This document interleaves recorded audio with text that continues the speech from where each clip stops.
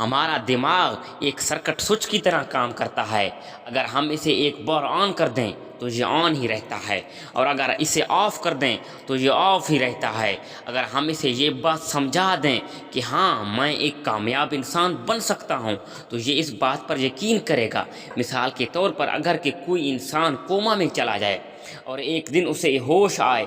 اور وہ اپنی ساری یادداشت کھو چکا ہو، اور اسے بتایا جائے کہ وہ پہلے ایک آرمی آفیسر ہوا کرتا تھا، تو اس وقت اس کے چلنے کا انداز، اس کے بولنے کا انداز بالکل منفرد ہوگا۔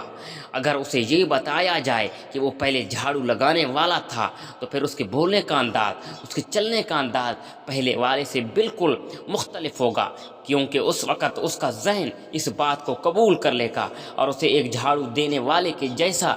برتاؤ کرنے پر مجبور کر دے گا۔ بالکل اسی طرح زندگی میں کامیاب ہونے کا سارا کھیل انسان کے اپنے ذہن اور اس کے یقین پر منحصر ہے۔ وہ اپنے بارے میں کیا سوچتا ہے، اپنی کامیابی کے بارے میں کیا سوچتا ہے، سب کچھ اس کا دماغ کیپچر کر رہا ہوتا ہے اور پھر بعد میں ان خیالات کے سامنے پیش کرتا ہے۔ اگر آپ اپنے دماغ کے اندر یہ بات ڈال دو کہ میں کامیاب بن سکتا ہوں، آپ کا ذہن بھی اس بات کو ایکسیپٹ کر لے گا اور آپ کو اس کام کے لیے خود بخود موٹیویٹ کرنا شروع کر دے گا۔ ہر کسی کے ذہن اپنے بارے میں منفی خیالات ہوتے ہیں، ایون کہ ہم جن کامیاب لوگوں کو دیکھتے ہیں وہ بھی ان خیالات کا سامنا کرتے ہیں، لیکن وہ اپنے آپ پر یقین کی وجہ سے ان منفی خیالات کو مثبت خیالات میں تبدیل کر دیتے ہیں۔ یہ ہم خود کیوں نہیں مانتے کہ ہم جیسے ہی ہماری زندگی میں چیزیں مشکل ہوتی ہیں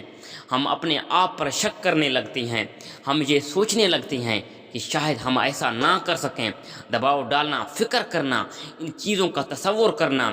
خود مستقبل میں غلط ہو سکتی ہے۔ ہمیں یہ سمجھانا ہوگا کہ انسانی دماغ ہمارے پاس سب سے طاقت ہتھیار ہے، لیکن یہ سب سے زیادہ تباہ کن بھی ہو سکتا ہے، اور ہمیں اپنے دماغ اور اپنے جذبات کو کنٹرول کرنے کا طریقہ سیکھنے کی ضرورت ہے۔